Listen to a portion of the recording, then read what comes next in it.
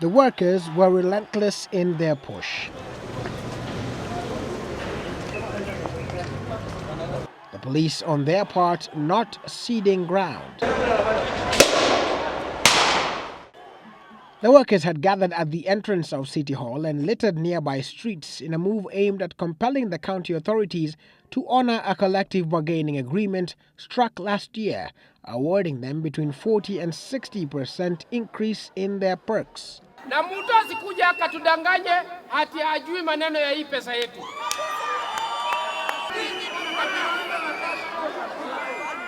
However, according to the Nairobi County Governor Kidero, there is no such deal, and the county is now grappling with the fact that these workers were inherited from the national government and are unsustainable. Absolutely overloaded. We have 11,500 employees, but the amount of work that is being done could easily be done by 4,000 to 5,000 employees. So we are doing what you call a job match, which will determine which jobs are essential and necessary, what skills are necessary for them, and who are the people who will do them. That's one. Kidero says an audit conducted by his office revealed several discrepancies in the employees. For example, most of them had double entries. There are double entries of employees. I can even show you here.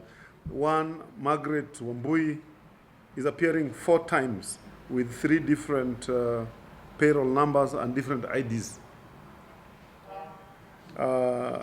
We have employees who have died, who are still on the payroll. We have employees who've left the organization who are on the payroll. This then will require a further audit to be done to ascertain the quote-unquote ghost workers.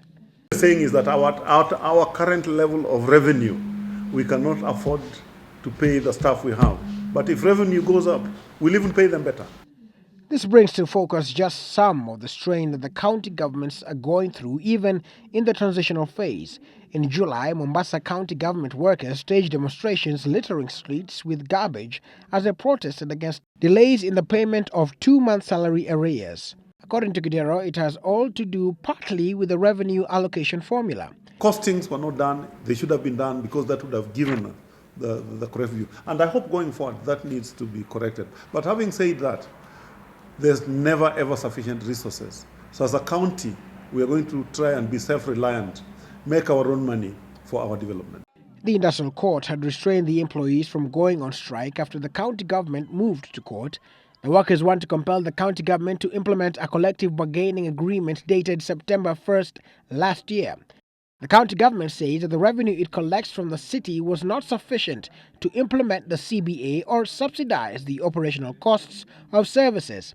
The revenue collected in July this year amounted to 453,724,817, which in a year translates to 5,444,697,804. Implementing the CBA would require an annual cost of 10,439,936,631, an amount that is nearly double the total annual revenue collected. Now, the system of devolved governments brought with it an interesting notion that counties should no longer just be consumers but be self-producers.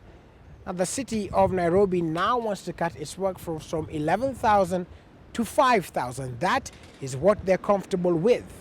The workforce, on the other hand, says this will only further the problem of unemployment. It is a delicate balance that must be maintained even as negotiations continue.